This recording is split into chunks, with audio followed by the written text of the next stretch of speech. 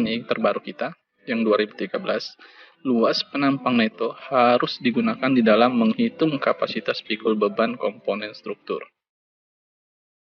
Efek eksentrisitas juga harus diperhitungkan pada penampang neto. Gaya atau tegangan tarik sejajar serat aktual harus didasarkan atas luas penampang neto yang tidak boleh melebihi nilai desain terkoreksi. Atau kalau kita rumuskan seperti ini.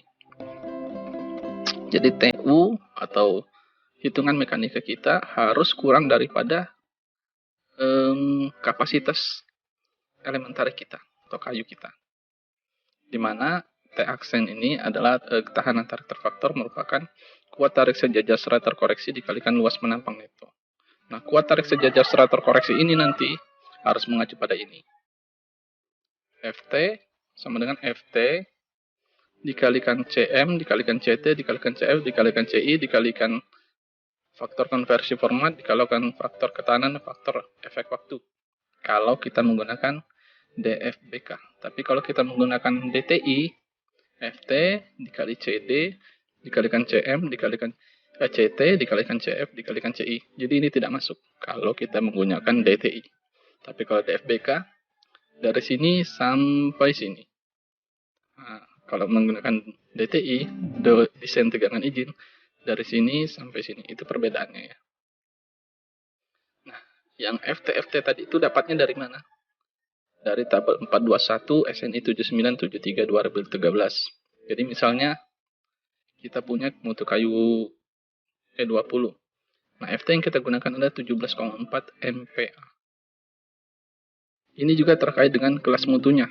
Jadi ini sebenarnya tidak diatur di SNI 2013, tapi saya tambahkan saja yang dari RSNI.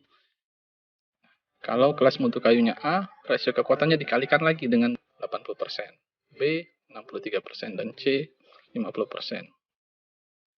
Rasio kekuatan kayu ini, sebagaimana saya telah jelaskan di pertemuan sebelumnya, bagaimana masuk kategori kelas mutu A, kelas B, kelas C.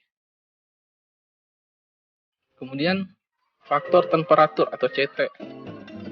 Jadi langsung gunakan yang ini. Kalau kurang dari 38 derajat Celcius temperaturnya, kita gunakan 1. Kalau 38 sampai 52, 0,9, dan lebih dari 52, 0,9. Untuk faktor konversi format, kita gunakan yang 2,7. Langsung diberikan ya. Nah, untuk faktor keamanan, jadi ini hanya DFBK, jadi DTI tidak pakai ini.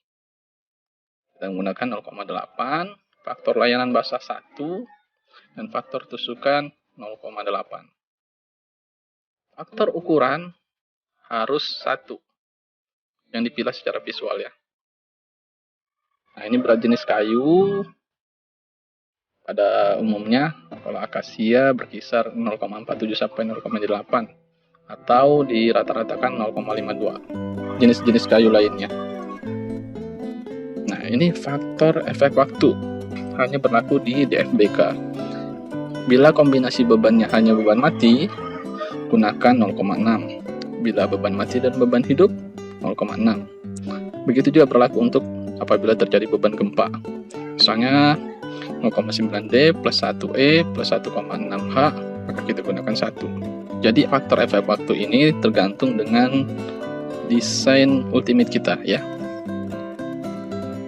Selanjutnya, contoh soal ini akan kita bahas nanti lebih lanjut di video selanjutnya. Demikian dulu Budi. Assalamualaikum warahmatullahi wabarakatuh.